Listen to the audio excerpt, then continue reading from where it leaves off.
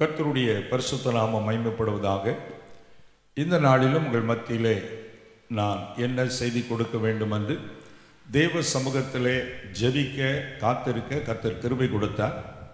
அப்படி நான் காத்திருந்த போது ஆண்டவர் கொடுத்த ஒரு மகிமையான தேவ செய்தியை உங்களோடு நான் பகிர்ந்து கொள்ளப் போகிறேன்.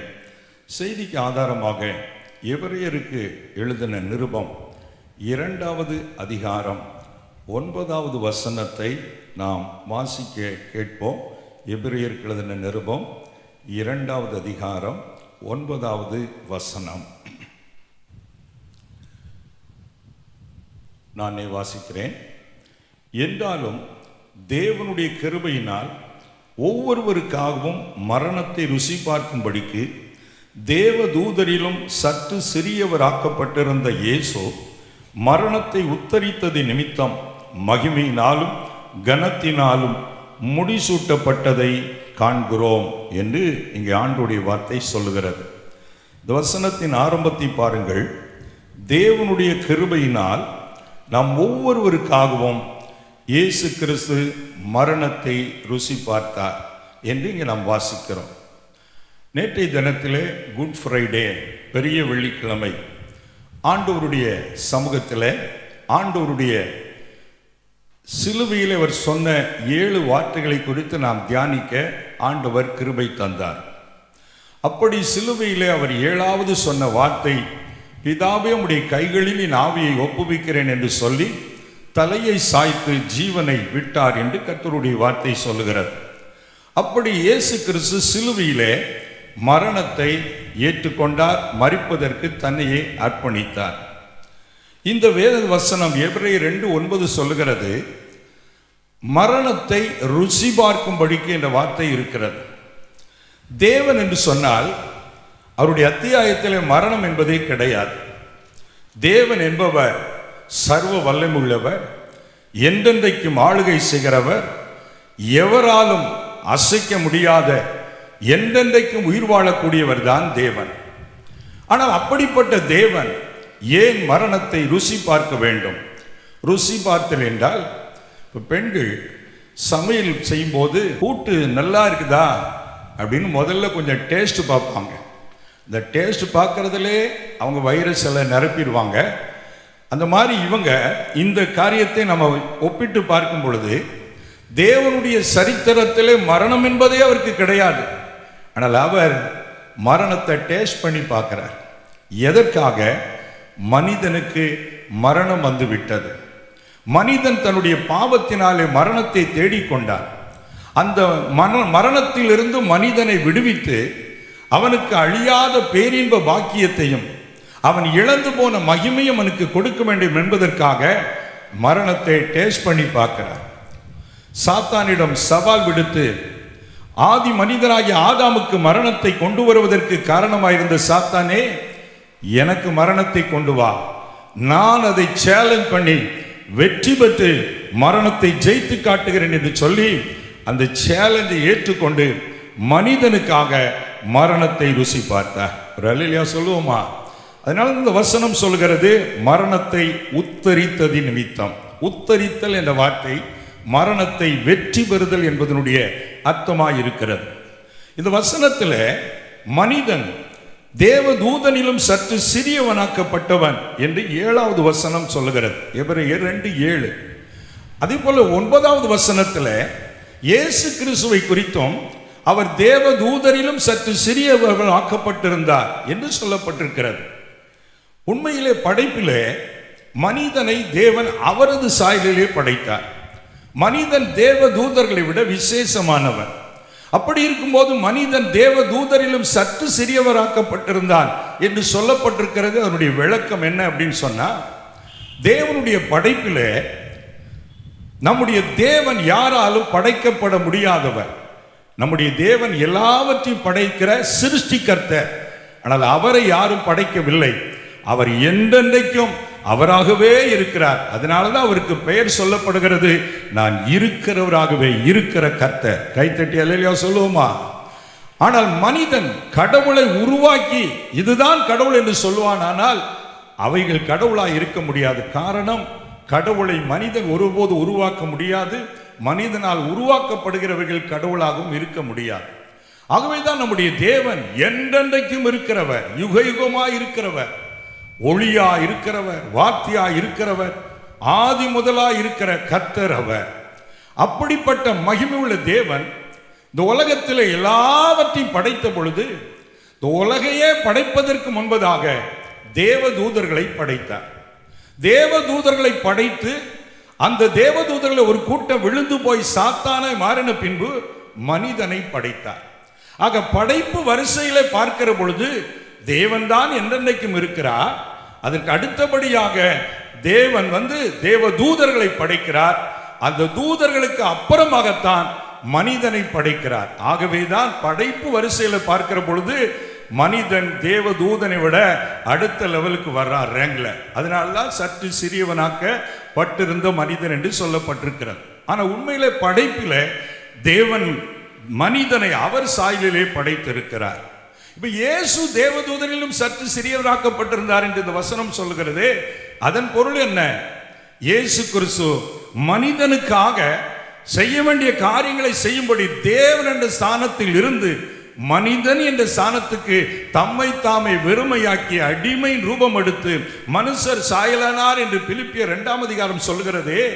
அந்த மனித ஸ்தானத்தில் வந்ததுனால படைப்பின் வரிசையில வருகிறபடி அந்த தேவதூதருக்கு அடுத்த கேட்டகரி என்ற நிலையில் வரும்போது இயேசுவை தேவதூதரிலும் சற்று சிறியவர் என்ற அர்த்தத்தில் சொல்லப்பட்டிருக்கிறது ஒழிய மற்றபடி தேவதூதர்களை விட நம் தேவன் மகிமையான கர்த்தராய் இருக்கிறார். மறுபடியும் ஒரு அல்லேலூயா சொல்லுங்க. அதே எபிரேயர் 1ஆம் அதிகாரத்தில் நீங்கள் வாசித்து பார்த்தால் இந்த இயேசு எப்படிப்பட்டவர் என்பது குறித்து நிறைய வெளிப்பாடுகள் இங்கே சொல்லப்பட்டிருக்கிறது. அதிலே தூதர்களுக்கும் இயேசு கிறிஸ்துக்கும் உள்ள வேறுபாடு என்ன என்பதை குறித்தெல்லாம் நீங்கள் வாசிக்க வேண்டுமானால் 4வது வசனம் எபிரேயர் 1:4 சொல்லுகிறது, இவர் தேவ தூதரை பார்க்கிலும் எவ்வளவு விசேஷித்த நாமத்தை சுதந்தரித்துக் கொண்டாரோ அவ்வளவு அதிகமாய் அவர்களிலும் மேன்மை உள்ளவரானார். ஆக இயேசு கிறிஸ்து தேவ தூதர்களை விட மகா மேன்மையானவர்.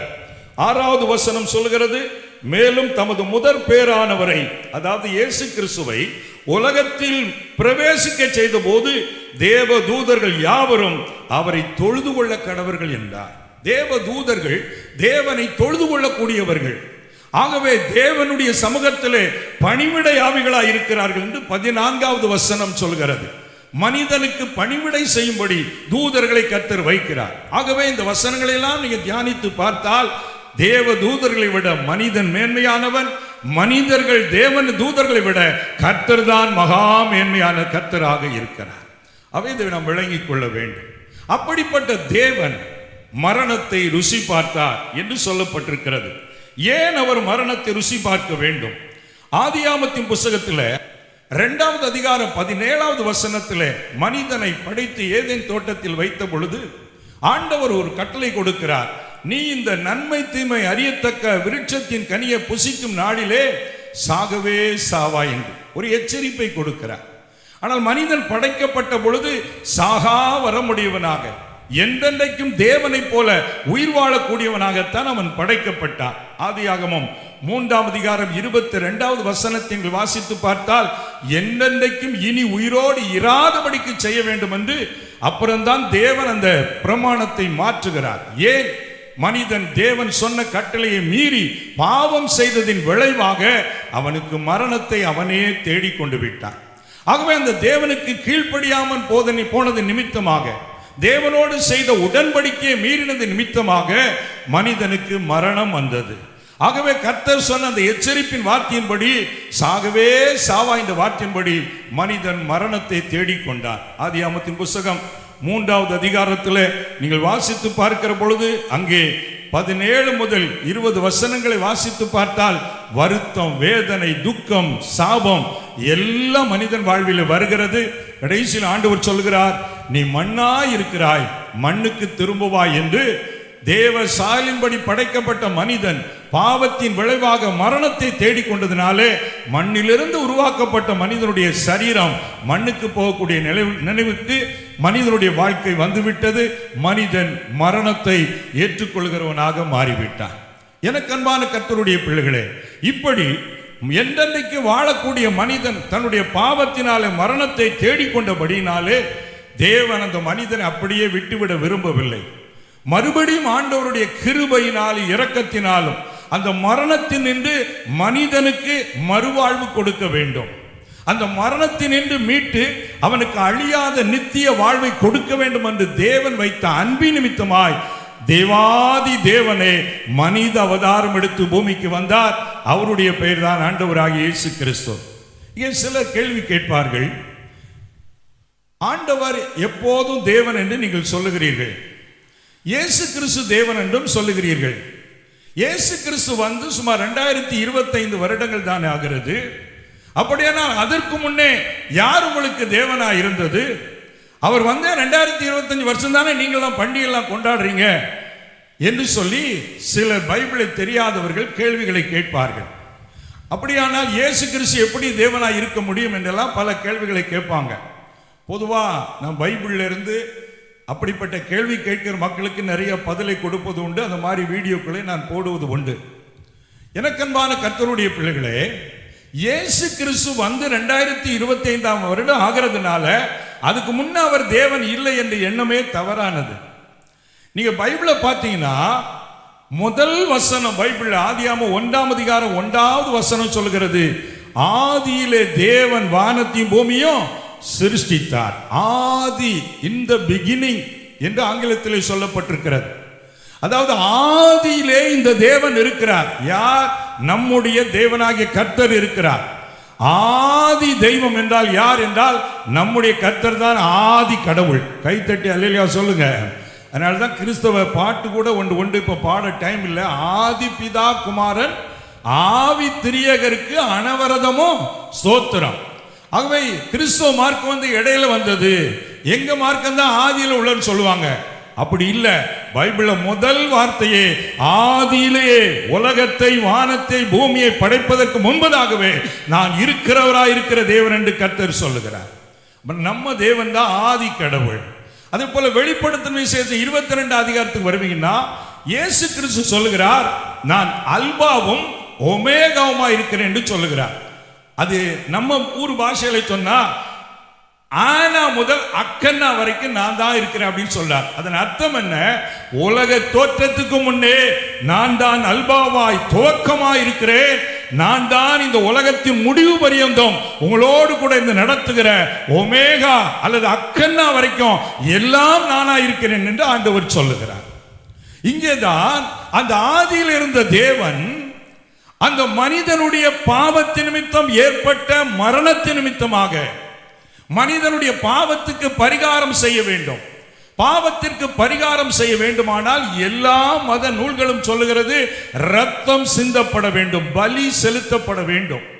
எல்லா வேதங்களும் சொல்லுகிறது. ரிக் வேதம், யஜூர் வேதம், சாம வேதம், அதர்வண வேதம், எல்லா வேதங்களும் அதை சொல்லுகிறது. பலி இல்லாம, ரத்தம் சிந்தல் இல்லாம மன்னிப்பு இல்லை. அப்படி இருக்கிற பொழுது பைபிள் படி ஆதியிலே இருந்த பரிசுத்தவான்கள் தங்கள் பாவங்களுக்கு பரிகாரமாக ஆடுகளையோ மாடுகளையோ புறாக்களையோ பலி செலுத்தினார்கள். அது நிமித்தமாய் பாவ நிவிர்த்தி அவர்களுக்கு கிடைக்கவில்லை. இப்ப இந்த வாரம் செய்த பாவத்துக்கு ஒரு ஆட்டை பலி செலுத்தினா மறுபடியும் அடுத்த வாரமும் ஒரு ஆட்டை பலி செலுத்த வேண்டியது இருக்கிறது.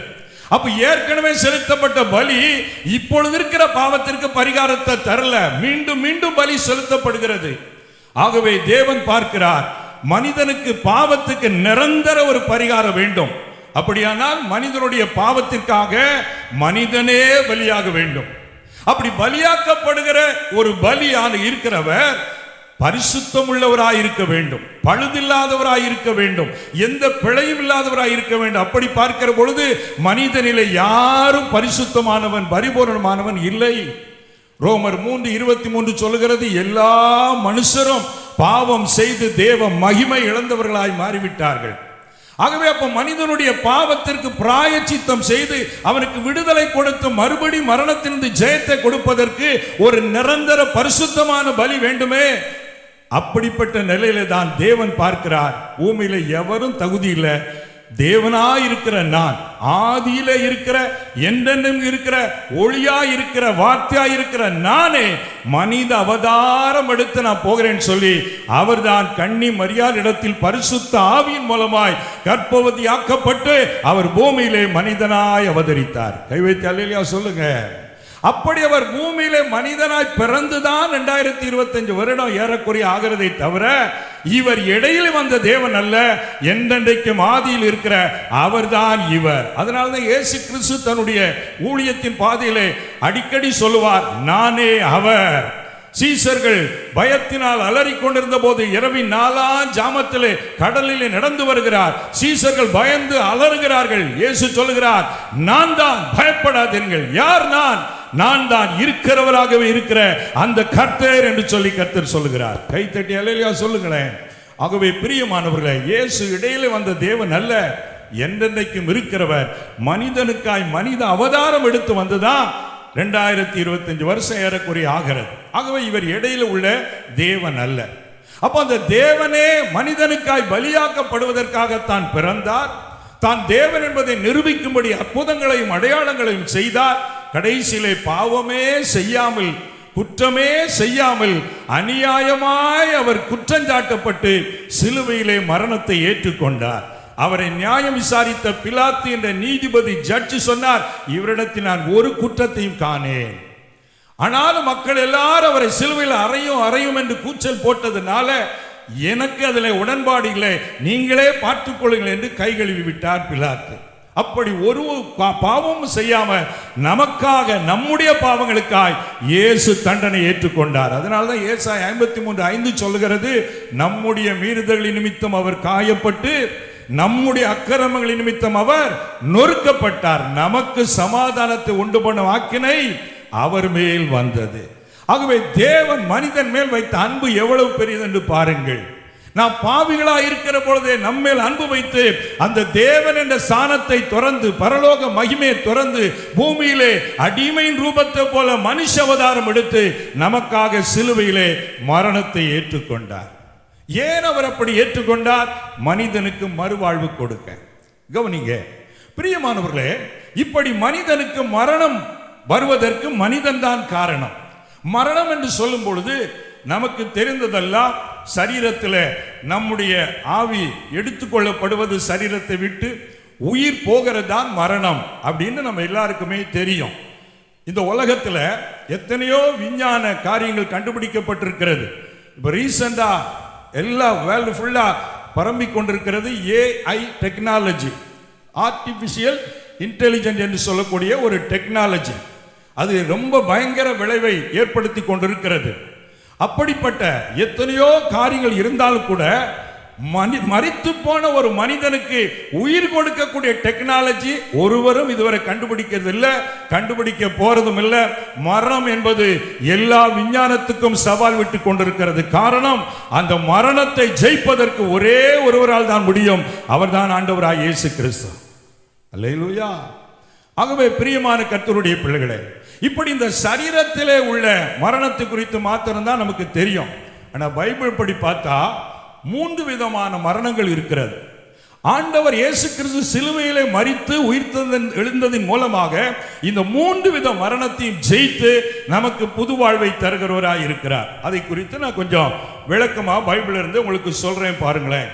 முதலாவதாக முதல் மனிதனாகிய ஆதாம், ஆதியாகமம் 5ஆம் அதிகாரம் 5வது வசனத்தை வாசித்து பார்த்தால் ஆதாம் மரித்தான் என்று சொல்லப்பட்டிருக்கிற இந்த வசனத்தில் ஆதாம் மரித்தான். இது சரீர மரணத்தை குறிக்கிறதா இருக்கிறது. உலகத்திலே எல்லாருமே ஒரு நாள் மரிக்க போகிறோம். அப்படிப்பட்ட சரீர மரணம் இயேசு கிறிஸ்து நமக்காக சரீரத்தில் ஏற்றுக்கொண்டார். இரண்டாவது இன்னொரு மரணம் இருக்கிறது. அதை குறித்து வெளிப்படுத்தின விசேஷத்தில் 20வது அதிகாரத்தில் 14-15 வசனங்களை வாசிக்க கேட்போமா? வெளிப்படுத்தின விசேஷம் 20வது அதிகாரம் 14-15 வசனங்கள். அப்பொழுது மரணமும் பாதாளமும் அக்கினி கடலிலே தள்ளப்பட்டன. இது 2ஆம் மரணம். ஜீவ புஸ்தகத்தில் எழுதப்பட்டவனாக காணப்படாதவனவனோ அவன் அக்கினி கடலிலே தள்ளப்பட்டான். 21ஆம் அதிகாரம் 8ஆம் வசனத்தை வாசிங்க. பயப்படுகிறவர்களும் அவிசுவாசிகளும் அருவருப்பானவர்களும் கொலை பாதகரும் விபச்சாரக்காரரும் சூனியக்காரரும் விக்கிரக ஆராதனைக்காரரும் பொய்யர் அனைவரும் இரண்டாம் மரணமாகிய அக்கினியும் கந்தகமும் எரிகிற கடலிலே பங்கடைவார்கள் என்றார். இரண்டாம் மரணம் என்று பைபிள் எதை சொல்கிறது? மனிதனுடைய வாழ்விலே ஒரு முடிவு இந்த உலகத்திற்கு வருகிறது. அந்த முடிவு காலத்திலே ஆண்டவர் இந்த உலகத்தை நியாயம் தீர்க்க போகிறார். நியாயம் தீர்க்கப்பட்ட பின்பு உலகத்தை 2 கூட்டமாக பிரிக்க போகிறார். ஒன்று பரலோகத்திற்கு சென்று நித்திய வாழ்வை அனுபவிக்கக்கூடிய ஆண்டவரை பின்பற்றுகிற கூட்டம். இன்னொரு கூட்டம் ஆண்டவரை வெறுத்து மனம் போல வாழ்ந்து பாவ வழிகளிலே சென்று சாத்தானை பின்பற்றி செல்கிற ஒரு கூட்டம். அந்த கூட்டம் இந்த இரண்டாம் மரணமாகிய அக்கினியும் கந்தகமும் எரிகிற கடலிலே பங்கடைவார்கள் என்று கர்த்தருடைய வார்த்தை சொல்லுகிறது. இந்த இரண்டாம் மரணம் நம்முடைய வாழ்விலே இயேசு கிறிஸ்து சிலுவையிலே நமக்காக பலியானதுனால, அவர் மரணத்தை ஜெயித்ததினால யாரெல்லாம் இயேசுவை பின்பற்றுகிறோமோ அவர்களுக்கு இந்த இரண்டாம் மரணம் கிடையாது. கைத்தட்டி ஒரு அல்லேலூயா சொல்லுங்களேன். பின்னாடி இருக்கிறவங்க எல்லாம் கைத்தட்டுங்களேன் பார்க்கலாம். பின்னால அசையாம உட்கார்ந்தது போல தெரிகிறது. கொஞ்சம் அசைஞ்சு ஒரு கை வைத்து ஒரு அல்லேலூயா சொல்லுங்க பார்க்கலாம். Very good. உங்கள் அன்பான ஒத்துழைப்புக்கு நன்றி. இரண்டாம் மரணம் என்பது நரக கடலிலே ஒரு மனிதனுடைய ஆத்துமா தள்ளப்படுகிற ஒரு சூழ்நிலையை குறிக்கிறது. ஆனால் யார் அந்த இரண்டாம் கடலிலே தள்ளப்பட மாட்டார்கள்? வெளிப்படுத்தின 20 கடைசி வசனம் என்ன சொல்கிறது? ஆட்டுக்குட்டியானுடைய ஜீவ புத்தகத்தில் எழுதப்படாதவர்கள் அந்த கடலிலே பங்கடைவார்களா? அப்படியானால் ஜீவ புத்தகம் என்று சொல்லக்கூடிய ஒரு புத்தகம் பரலோகத்தில் இருக்கிறது. ஒவ்வொரு காரியத்துக்கும் புத்தகங்கள் உண்டு. டாக்குமெண்ட்ஸ் நம்ம எல்லாருமே யூஸ் பண்றோம். சபையில யார் யார் மெம்பரா இருக்கிறாங்க, யார் யார் வரவு செலவு காரியங்களை எல்லாம் கொடுத்திருக்கிறாங்க, அதை ஃபாலோ பண்றதுக்கு நமக்கு அக்கவுண்ட்ஸ் நோட் புக் இருக்கிற மாதிரி பரலோகத்திலும் பல புத்தகங்கள் இருக்கிறது. அதை குறித்து வெளிப்படுத்தும் விசேஷம் 20வது அதிகாரத்தில் நீங்க 10வது வசனத்துக்கு அப்புறம் வாசி பார்த்தீங்கன்னா அங்கே அநேக புத்தகங்கள் பரலோகத்தில் இருப்பதாக சொல்லப்படுகிறது. அதுல ஒரு முக்கியமான புத்தகம் ஜீவ புத்தகம். அந்த ஜீவ புத்தகத்தில் ஒரு மனிதன் பூமியிலே ஆண்டவரை ஏற்றுக்கொண்டு பாவத்தை விட்டு மனம் திரும்பி அவருடைய பிள்ளையாய் மாறும்போது அந்த மனிதனுடைய பெயரை அந்த புத்தகத்திலே கர்த்தர் எழுதுகிறார். அப்படி கடைசி நாளிலே நியாயம் தீர்க்கப்படுகிற பொழுது அந்த ஜீவ புத்தகத்தை திறந்து பார்க்கப்படுகிறது. அதிலே இவருடைய பெயர் இருக்கிறதா? இவருக்கு நரகம் கிடையாது, பரலோகம் என்ற உறுதிப்பாட்டை கர்த்தர் நமக்கு தருகிறார். ஒரு அல்லேலூயா சொல்லுங்களேன். ஆனா அந்த ஜீவ புத்தகத்தில் நமது பெயர் இல்லை என்றால் அவர்கள் தான் இரண்டாம் மரணமாகிய அக்கினி கடலிலே பங்கடைய போகிறார்கள். கர்த்தருக்கு மகிமை உண்டாகட்டும். இந்த இரண்டாம் மரணம், அதை குறித்து சில காரியங்கள் நாம் தெரிந்து கொள்ள வேண்டும். பரலோகத்தில் எப்படி பல பகுதிகள் இருக்கிறதோ அதே போல நரகத்திலும் பல பகுதிகள் இருக்கிறது. காரிருள் நிறைந்த ஒரு பகுதி இருக்கிறது நரகத்தில். அழுகையும் அதாவது இருளும் அழுகையும் புறமான இருளிலே தள்ளப்படுவார்கள் என்று மார்க் 9வது அதிகாரத்தில் இயேசு கிறிஸ்து சொல்லுகிறார். புறம்பான இருளிலே அழுகையும் பற்கடிப்பும் நிறைந்த புறமான இருளிலே தள்ளப்படுவார்கள் என்று. அப்போ அப்படி ஒரு பகுதி இருக்கிறது. புறம்பான இருள், வெளிச்சமே இல்லாத ஒரு பகுதி இருக்கிறது. இன்னொரு பக்கம் இந்த நரகத்திலே அக்னியும் கந்தகமும் எரிகிற கடல் என்று சொல்லப்பட்டிருக்கிறது. கந்தகம், அக்னி எரிகிற ஒரு கடல். இங்க சிலர் இப்படி கேள்வி கேட்பாங்க, பிரதர், அக்னியில மனுஷனுடைய சரீரத்தை தூக்கி போட்டா 10 நிமிஷத்துல எரிஞ்சு கறிக்கட்டையா மாறிடுவான். ஆனா நரகத்துல அவன் என்னன்னைக்கு எரிந்து கொண்டிருப்பான் என்று சொல்லுகிறீர்களே, அது எப்படி? கொஞ்ச நேரத்துல அவன் சாம்பலா போயிடுவானே அப்படின்னு சொல்லி பலர் கேள்வி கேட்பாங்க. வேதத்திலிருந்து ஒரு விளக்கத்தை உங்களுக்கு சொல்றேன் பாருங்களேன். லூக்கா 16 அதிகாரம் நேற்று நம்ம வாசித்து தியானித்தோம் பாருங்க. அதுல லூக்கா 16 அதிகாரத்துல 22வது வசனத்துல அந்த தரித்திரன் மரித்து தேவதூதரால் ஆபிரகாமுடைய மடியிலே கொண்டு போய் விடப்பட்டான். ஐஸ்வர்யவானும் மரித்து அடக்கம் பண்ணப்பட்டான். பாதாளத்திலே அவன் வேதனைப்படுகிற போது என்று சொல்லப்பட்டிருக்கிறது. 24ஆம் வசனத்துல அக்கினி ஜுவாலையில் வேதனைப்படுகிறேனேன்னு சொல்லி முடிக்கிறான். கொஞ்சம் கவனிங்க, கற்பனை பண்ணி பார்க்கணும். இந்த மாதிரி செய்தியெல்லாம் நம்ம கவனிச்சு கேட்டா தான் புரியும். இது வாக்குத்தத்த பிரசங்கம் அல்ல, ஆசீர்வாத பிரசங்கம் அல்ல, ஆழமான சத்தியத்தை சொல்லுகிற பிரசங்கம். கை வைத்து அல்லேலூயா சொல்லுங்க. கர்த்தருக்கு மகிமை உண்டாகட்டும். இப்போ மரித்து அடக்கம் பண்ணப்பட்டான் என்றால், ஒரு மனுஷன் மரித்தா பாடியை எங்க அடக்கம் பண்ணுவாங்க? கல்லறையில. நிறைய பேருக்கு கல்லறைக்கு போற வரைக்கும் சில்லறையில தான் கவனமா இருக்காங்க. கல்லறைக்கு போனா சில்லறையெல்லாம் போயிருமேன்னு நினைச்சு பார்க்கறதே இல்லை. இந்த ஐஸ்வர்யன் அப்படித்தான். பணம் பணம் என்று வாழ்ந்தான், மரித்து இப்போது பாடி கல்லறையில் அடக்கம் பண்ணப்பட்டிருக்கிறது. ஆனா 23ஆம் வசனத்துல பாதாளத்தில் அவன் வேதனைப்படுகிற போதுன்னு சொல்லப்பட்டிருக்கிறது. எங்க அவன் தான் பாடி கல்லறையில் இருக்கிறது. அப்ப இவன் யாரு அப்படின்னா, மனிதன் என்பவன் வெளியே நம்ம பார்க்கிற இந்த சரீரம் மாத்திரமல்ல, உள்ளுக்குள்ளேயும் ஒரு மனிதன் இருக்கிறான். அவனை உள்ளான மனிதன் என்று வேதம் அழைக்கிறது. எப்படி வெளியே உள்ள மனிதனுக்கு கண் இருக்கு, காது இருக்கு, வாய் இருக்கு, தொண்டை இருக்கிறது, கால் கை இருக்குது, எப்படி நடமாடுகிறோமோ அதே போல உள்ளான மனிதனுக்கு இதெல்லாம் இருக்கிறது. கொஞ்சம் இந்த வசனங்களை நான் விளக்கி சொல்றேன், நல்லா கவனிங்க, நல்லா கவனிங்க. இப்ப பாருங்க 23ஆம் வசனம், பாதாளத்திலே அவன் வேதனைப்படுகிற போதுன்னு இருக்கிறது. வேதனை என்பது ஒரு மனுஷன் உயிரோடு இருக்கிற போது முள்ளு குத்துனா, அடிச்சா, வெட்டுனா அவனுக்குள்ள இந்த வேதனை வரும். அதாவது வியாதி வந்தா வேதனை வரும். வேதனை என்பது ஒரு வலியினுடைய உணர்வு. பெயின் தான் வேதனை, வலி என்று சொல்லப்படுகிறது. இப்போ சரீரத்தில் இருந்தா அவனுக்கு வலி இருக்கும். ஆனா செத்து போயிட்டான்னு வைங்களேன், அந்த பாடி அவனுக்கு அடிச்சா வெட்டுனா ஏதாவது வலி இருக்குமா? இருக்கவே இருக்காது. ஒரு கணவனுக்கும் மனைவிக்கும் சண்டை வந்துட்டு தான். அப்போ அந்த அம்மா சண்டை வரும்போது வீட்டுக்கார பிரதரை ஹஸ்பண்டை ரொம்ப ஓவரா ஏசி திட்டாங்க, ரொம்ப ஹட் பண்ணி பேசிட்டாங்க. அப்போ அவருக்கு ரொம்ப மன காயமாயிட்டு அவர் சொன்னார் ஆத்திரத்தில், என்னை இந்த கேள்வி கேட்டுட்ட, அதனால நான் செத்த போது என் முன்னாடி உட்கார்ந்து அழுத எட்டிக்கிட்டு மிதிச்சிருவேன் அப்படின்னார். இதான் செத்து போயிட்டேயா, அப்புறம் எட்டிக்கிட்டு எங்க மிதிக்க? ஒரு அல்லேலூயா சொல்லுங்க. அவ்வளவு ஆத்திரம். அப்போ உயிரோடு இருக்கும் போதுதான் அந்த உணர்வுகள் வேலை செய்கிறது. ஆனா இவனுடைய சரீரம் இப்ப கல்லறைக்குள்ள இருக்கிறது. அவன் வேதனைப்பட்டான் என்றால், இப்ப நம்ம சரீரத்துல வேதனையோ இந்த உணர்வோ சந்தோஷமோ வெளிப்படுத்துறோம்னா காரணம் இந்த சரீரத்திலிருந்து அது வரல. நமக்கு உள்ளே இருக்கிற ஜீவன், உள்ளே இருக்கிற ஒரு மனிதன், அதுதான் ஆத்துமா என்று அழைக்கப்படுகிறது. அந்த ஆத்துமாவிலே தான் உணர்வு இருக்கிறது.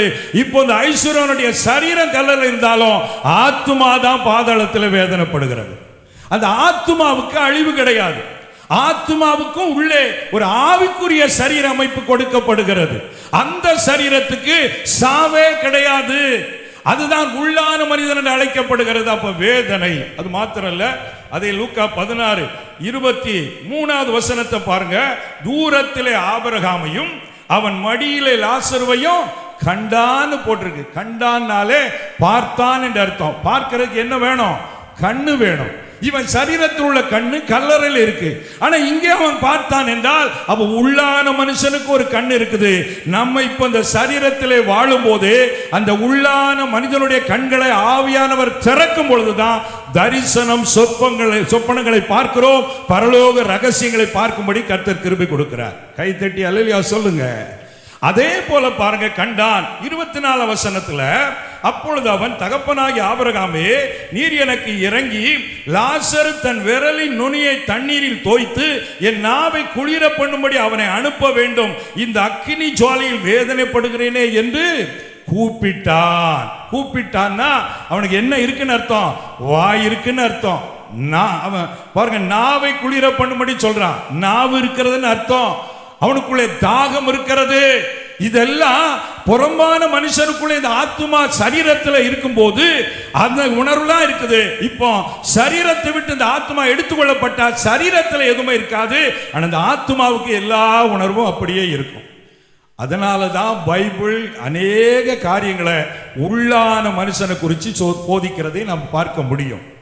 ஆராதனை செய்யும் போது கூட அவர்கள் உதடுகளினால் என்னை கனம் பண்ணுகிறார்கள், அவர்கள் இருதயமோ எனக்கு தூரமாயிருக்கிறது. அப்ப நம்ம எப்போதுமே தேவனை தேடும் போது, தேவனுடைய காரியங்களை பார்க்கிற பொழுது, உள்ளான மனிதனிலிருந்து, ஆத்துமாவிலிருந்து தேவனை தொழுது கொள்ளும் பொழுதுதான் ஆண்டவருடைய ஆசீர்வாதத்தை நாம் சுதந்திரிக்க முடியும். கர்த்தருக்கு மகிமை உண்டாகட்டும். ஆகவே கூப்பிட்டான் அப்படின்னா தொண்டை இருக்கிறது, சத்தம் இருக்கிறது, இதெல்லாம் உள்ளான மனிதன். அப்போ ஒரு மனிதனுடைய ஆத்மா நரகத்திலே தள்ளப்பட்டாலும் பாருங்க, அக்கினி ஜுவாலையில தான் வேதனைப்படுறான், ஆனா சாகல. ஏன்னா ஆத்மாவுக்கு அழிவே கிடையாது. இது நிறைய பேருக்கு தெரிகிறது இல்ல. நரக அக்கினி என்பது இந்த சரீரத்தை இந்த உலகத்தில் உள்ள அக்கினி எரித்து போடும் போன்றது அல்ல. அந்த அக்கினி ஜுவாலையிலே அவன் வேதனையிலே தவிப்பான், ஆனா சாவு என்பதே வராது. எவ்வளவு கொடுமை பாருங்க. அதான் நரகம். நித்திய காலம் அந்த நரகத்திலே வாழ்வதென்றால் எவ்வளவு கொடுமை பாருங்க. இந்த நரகத்திலிருந்து நம்மை விடுவித்து அந்த இரண்டாம் மரணமாகி அக்கினி கடலுக்கு நாம் தப்பும்படிதான் இயேசு சிலுவையிலே மரணத்தை ஏற்றுக்கொண்டார். கைத்தட்டி அல்லேலூயா சொல்லுவோமா? அல்லேலூயா. ஒரு பாடல் ஒன்றை பாடுவோமா? யூத ராஜசிங்கம் உயிர் தெழுந்தார். நாளை காலையில் பாடுறத கொஞ்சம் அட்வான்ஸா எல்லாரும் கையை தட்டி உற்சாகமாய் நாம் பாட போகிறோம். ஆவியானவர் மரணத்தையே ஜெயித்தவர் நம்மத்திலே இருக்கிறார். ஆமென் சொல்லுங்க. பாடலாமா?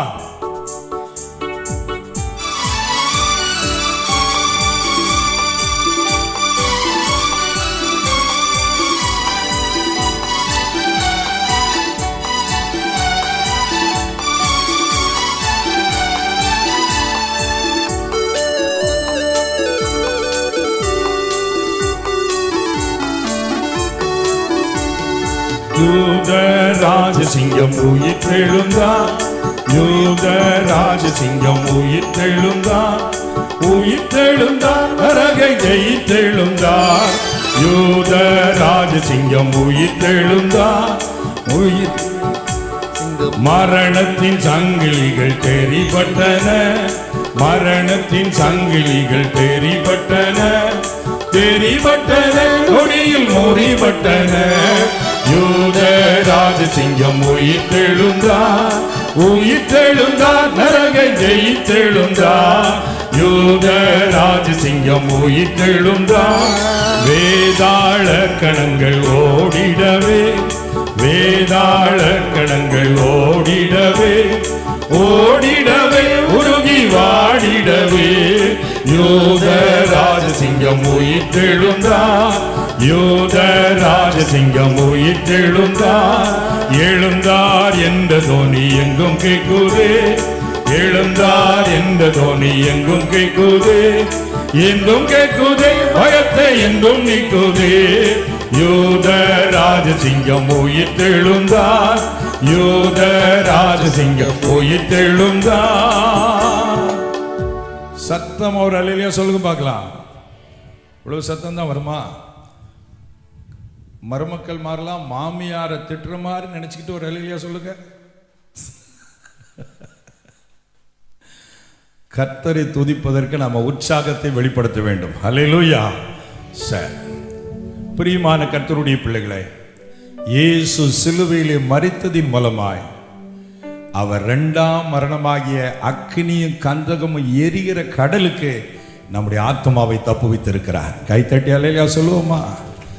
நமக்கு அந்த நரகம் கிடையாது. எவ்வளவு பெரிய பாக்கியம் பாருங்க. ஆனா சாத்தான் உலகத்துள்ள நிறைய மக்களை இந்த சத்தியத்தை மறைச்சு இயேசு விட்டு வழிவிலக பண்ணுகிறான்.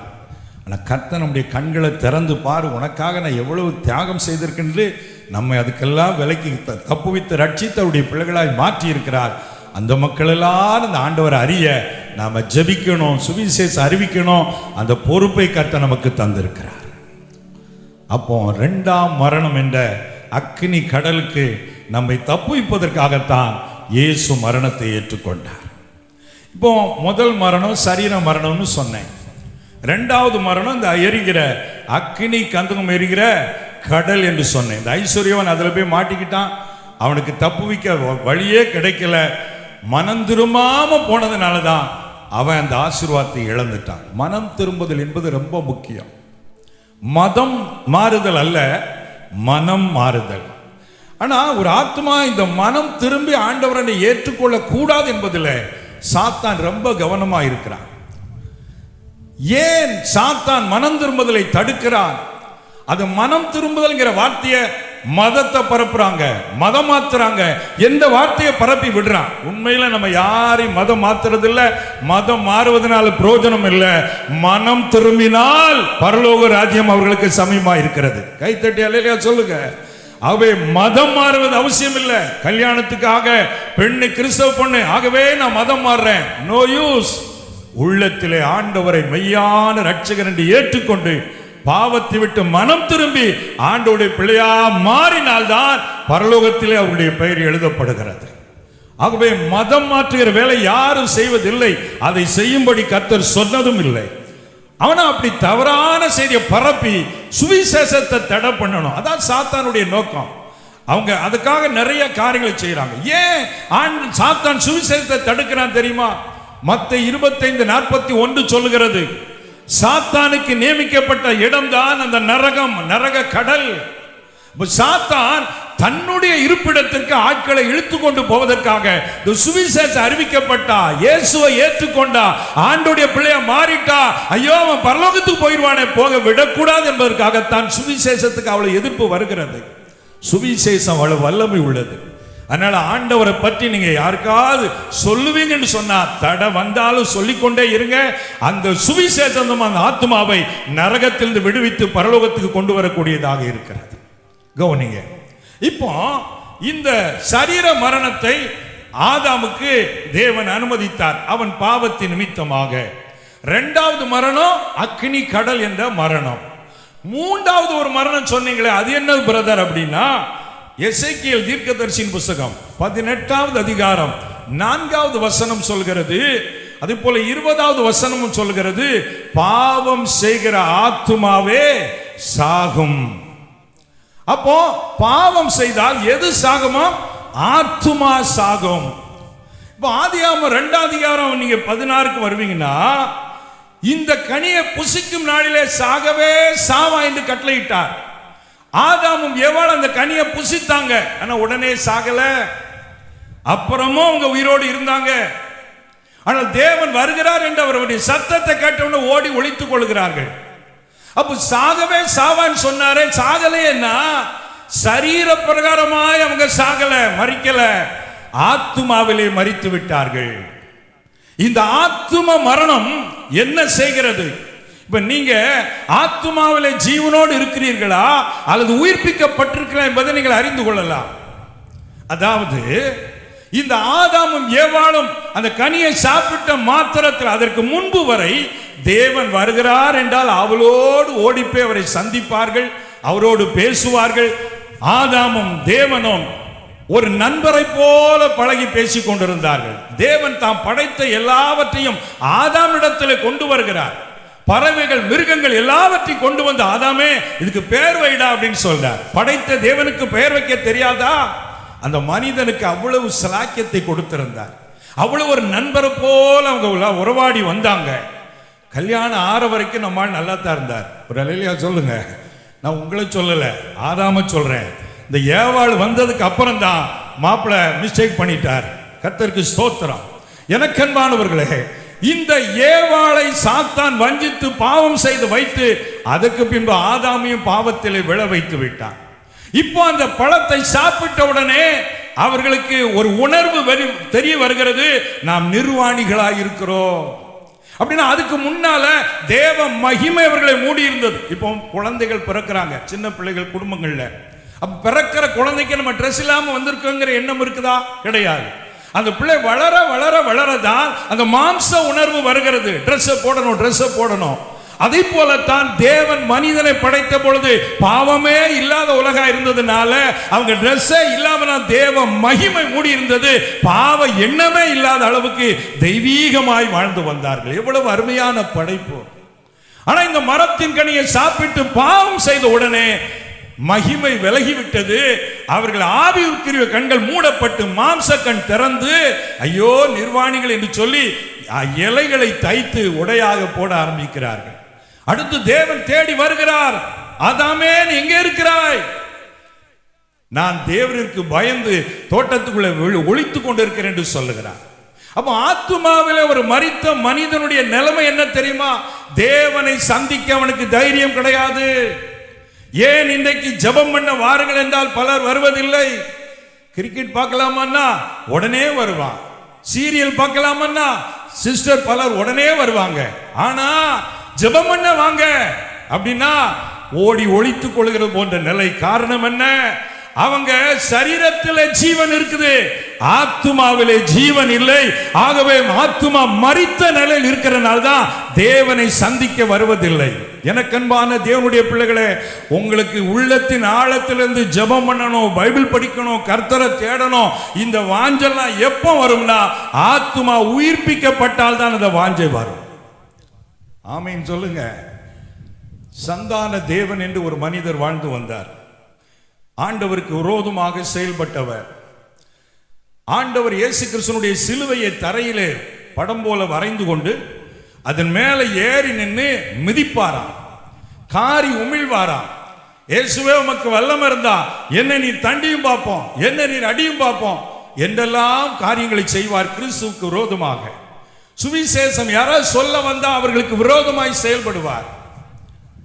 ஒரு முறை இதே சந்தான தேவன் ஒரு காட்டு பகுதியில இரவு வேளையில பயணம் போகிறார். அப்போது மின்சாரம் எல்லாம் இல்லை, நடு இரவு காட்டு பகுதி. திடீரென இடி மின்னலுடன் பலத்த மழை பெய்ய ஆரம்பிக்கிறது. அந்த மாதிரி நடு ராத்திரியில இடி விழுந்தா நமக்கெல்லாம் கொலை நடுங்கிற மாதிரி இருக்கும். அப்படி ஒரு மரண பயம் அவருக்கு வந்தது. ஐயோ அந்த இடிய மேல விழுந்துருமோ, நான் செத்து போயிருவேனோ என்ற பயம் வந்த உடனே, செத்து போயிட்டா நான் சொர்க்கத்துக்கு போவேனா நரகத்துக்கு போவேனா? ஐயோ இயேசுதான் சொர்க்கத்துக்கு கூட்டிட்டு போறவர்னு சொல்லுவாங்களே, நான் அந்த இயேசுக்கு விரோதமாலாம் எல்லாம் பண்ணியிருக்கேன், ஐயோ நான் என்ன செய்வேன் என்று பயந்து அழுது புலம்பி நடுங்கி கொண்டிருக்கிற பொழுது அந்த காட்டு பகுதியில தூரத்துல கொஞ்சம் கல்லறை தோட்டம் இருக்கிறத பார்க்கிறாரு. அந்த கல்லறை தோட்டத்தில் சிலுவை வைக்கப்பட்டிருக்கிறது பார்க்கிறாரு. அந்த இருட்டுக்குள்ள அது எப்படி தெரிய ஆரம்பிச்சதுன்னா, இடியோடு மின்னல் வெளிச்சம் அடிக்கிற பொழுது மின்னல் வெளிச்சத்தில் சிலுவை இருக்கிறதை அவர் பார்க்கிறார். அங்கிருந்து ஆண்டவர் பேசுவதாய் உணர்ந்தார், மகனே நான் பாவி, நான் ஆத்துமாவிலே மரித்தவன், இவருக்கு விரோதமாக எவ்வளவோ செய்து விட்டேன், இவர் எப்படி என்னை ஏற்றுக்கொள்வான் நினைக்காத, என்னிடத்துல வர்ற எவரை நான் புறம்பே தள்ள மாட்டேன், வா என் சிலுவையில் உனக்கு அடைக்கலம் இருக்கிறது என்று ஆண்டவர் பேசுவதை உணர்ந்தார். ஓடி போய் சிலுவைக்கு முன்பு மண்டியிட்டு கதறி அழுதார், பாவத்தை அறிக்கையிட்டார். ஆண்டவர் அவரை தொட்டு அவருடைய பிள்ளையாய் மாற்றினார். அதே சந்தான தேவன் தேவ சகாயம் என்று பெயர் மாற்றி இது போல ஒரு திருச்சபையில ஊழியராக சபையுள்ளார் பணியாற்றி ஊழியக்காரரை மாற்றினார். அவருக்கு பாடல் எழுதுகிற கிருபையை கொடுத்தார்.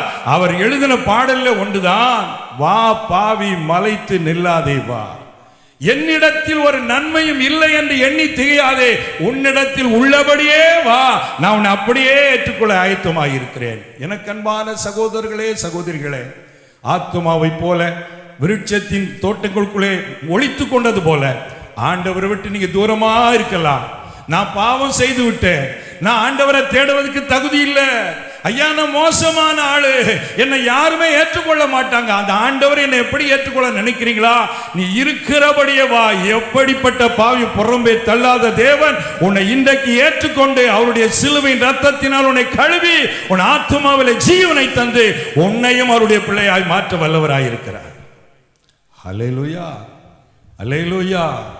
சரி, இப்படி இந்த ஆத்துமாவிலே மரணம் வரும்பொழுது தேவனை நாம் தேடுவதற்கு விலகி போகக்கூடியவர்களாக இருக்கிறோம். அதை வச்சே கண்டுபிடிச்சலாம், ஆத்துமா உயிரோடு இருக்குதா செத்து போய் விட்டதா? ஆத்துமாவிலே உயிர் வந்தவன் வாயிலே கர்த்தருடைய துதி தானாக வந்து கொண்டே இருக்கும். கை வைத்து அல்லேலூயா சொல்லுங்க. ஆத்துமாவிலே அந்த உயிர் பெற்ற மனிதன் அவன் தேவனை நேசிக்கிறவனாய் மாறுவான், தேவனை வாஞ்சியோடு தேடுகிறவனாய் மாறுவான், இந்த ஆண்டவரோடு கூட நேரம் செலவிட விரும்புவான், வேதத்தை ஆவலோடு வாசிப்பான். அதன் மூலமாய் புரிந்து கொள்ளலாம் ஆத்துமாவிலே கர்த்தர் என்னை உயிர்ப்பித்திருக்கிறார். அந்த ஆத்துமாவிலே ஜீவனை நமக்கு தருவதற்காகத்தான் இயேசு கிறிஸ்து சிலுவையிலே மரணத்தை ஏற்றுக்கொண்டார். அல்லேலூயா. எபேசியர் 2 அதிகாரம் 1 வசனம் வாசிக்க கேட்போமா? எபேசியருக்கு எழுதின நிருபம் 2வது அதிகாரத்தில் 1வது வசனம் இப்படி சொல்கிறது. இந்த வசனம் என்ன சொல்கிறது பாருங்க. அக்கிரமங்களினாலும் பாவங்களினாலும் மரித்தவர்களாயிருந்த உங்களை உயிர்ப்பித்தார். தொடர்ந்து சில வசனங்கள் வாசிங்க. அவைகளில் நீங்கள் முற்காலத்திலே அதாவது ஆண்டவரை ஏற்றுக்கொள்ளாத காலத்திலே இவ்வுலகத்திற்கேற்ற வழக்கத்திற்கேற்றபடியாகவும் கீழ்ப்படியாமையின் பிள்ளைகளிடத்தில் இப்பொழுது கிரியை செய்கிற ஆகாயத்து அதிகார பிரபுவாகிய ஆவிக்கேற்றபடியாக நடந்து கொண்டீர்கள்.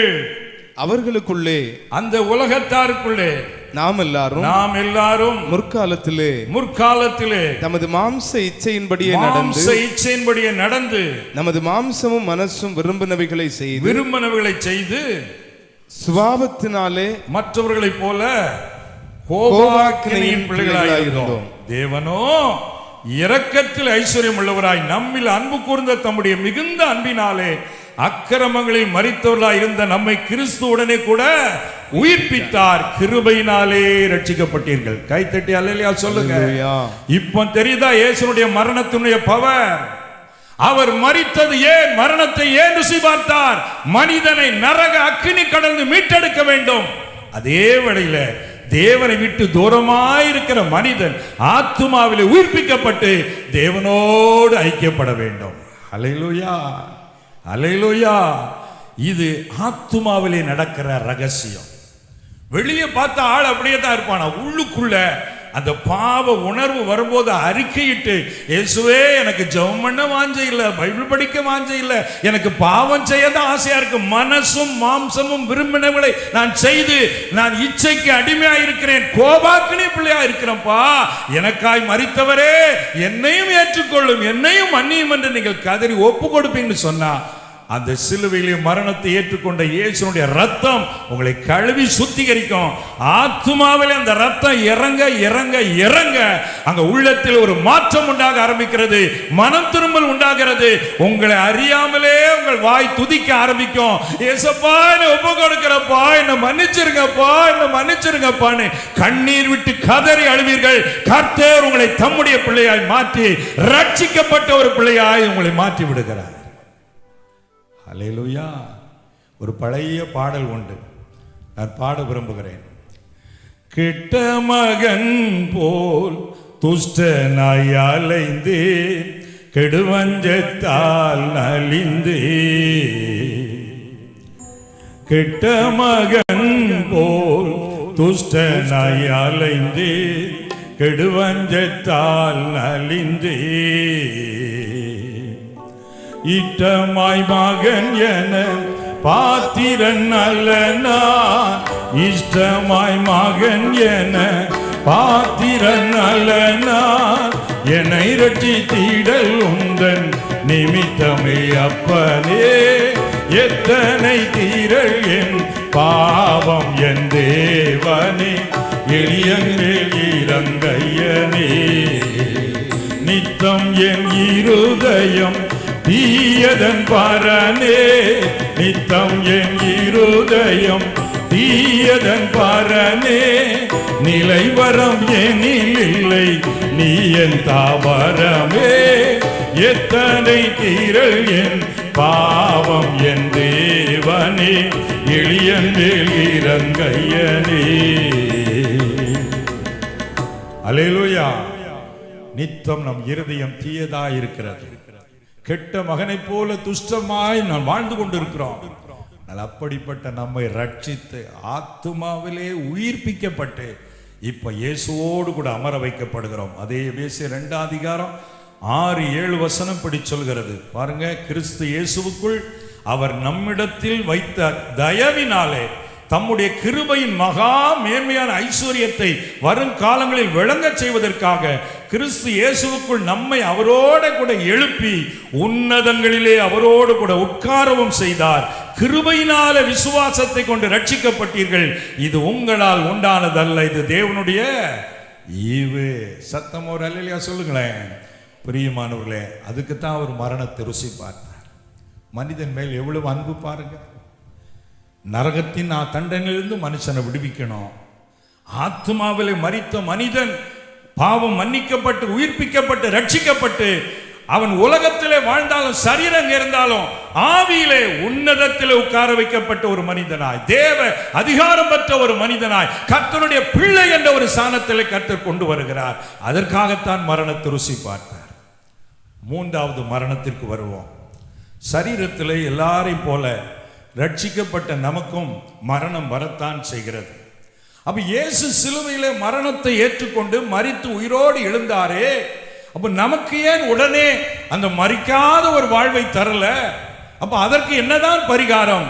அதற்கு ஒரு வழியை வைத்திருக்கிறார். எனக்கன்பான கர்த்தருடைய பிள்ளைகளே, நீங்கள் வேத புஸ்தகத்தை வாசித்து பார்க்கிற பொழுது அங்கே ரோமர் 8ஆம் அதிகாரம் 23 25 வரைக்கும் வாசித்து பார்த்தால், ஆவியின் முதற் பலன்களை பெற்ற நாம் கூட இந்த சரீரத்துக்கு ஒரு மீட்பு கிடைக்காதா என்று ஏங்கி தவித்துக் கொண்டிருக்கிறோமா? ஆகவே அவர் என்ன செய்ய போறார்? சீக்கிரம் இயேசு வரப்போகிறார். வரும்போது என்ன நடக்க போகிறது? ஆண்டோடைய 2ஆம் வருகை 2 விதத்தில் இருக்க போகிறது. நாளைக்கு இதை குறித்து இன்னும் சில காரியங்களை, வேற காரியங்களை நான் உங்களுக்கு சொல்ல விரும்புகிறேன். இந்த சரீரத்தை குறித்த ரகசியம், வருகையின் குறித்த ரகசியம், பரலோகத்தின் சில காரியங்களை நாளைக்கு நான் உங்களுக்கு சிலதை தெளிவாக சொல்லி 4 நாட்களிலும் ஓரளவுக்கு சொல்ல வேண்டிய சத்தியங்களை சொல்ல கர்த்தர் கிருபை தருவாராக. கை வைத்து அல்லேலூயா சொல்லுங்க. பிரியமானவர்களே, 1 கொரிந்தியர் 15ஆம் அதிகாரம் 51 முதல் 57 வரைக்கும் நீங்க வாசித்து பார்த்தீங்கன்னா, இதோ ஒரு ரகசியத்தை உங்களுக்கு சொல்லுகிறேன் என்று பவுல் சொல்லுகிறார். என்ன ரகசியம்? எக்காலம் சீக்கிரம் தொனிக்க போகிறது. இயேசு கிறிஸ்துவினுடைய வருகையிலே, ரகசிய வருகையிலே யார் இந்த ரட்சிப்பை பெற்று, பரிசுத்தாவின் அபிஷேகத்தை பெற்று, பரிசுத்தத்தோடு விசுவாசத்தோடு ஆண்டவரை பின்பற்றுகிறார்களோ அவர்களுக்கு அந்த எக்கால சத்தம் கேட்கும். நேற்று சொன்னனே, ஆவியானவர் சொல்லுகிறதை காதுள்ளவன் கேட்க கடவன். அப்படியானால் தேவ சத்தத்தை யார் கேட்டு பழகுறீங்களோ அவங்களுக்கு அந்த நாளிலே அந்த எக்கால சத்தம் கேட்கும். கேட்கிற மாத்திரத்திலே, இமை பொழுதிலே இந்த சரீரத்தை கர்த்தர் மறுரூபப்படுத்தி இந்த உலகத்தில் உள்ள எல்லா துன்பம் மீட்டு அவரோடு கூட ஆகாயத்தில் நம்ம எடுத்துக்கொள்ள போகிறார். அல்லேலூயா, அல்லேலூயா. அதுதான் தெய்வீக ரகசியம். தெய்வீக ரகசியம். இந்த சரீரத்தின் காரியங்களை குறித்து பைபிளில் நிறைய சத்தியம் சொல்லப்பட்டிருக்கிறது. அப்போ இயேசு சிலுவிலே மரித்ததின் மூலமாய் ஆதாம் மரித்தான் என்று எழுதியிருக்கிறதே, நமக்கு ஆண்டவர் சரீர மரணத்திற்கு என்ன தரப்போகிறார்?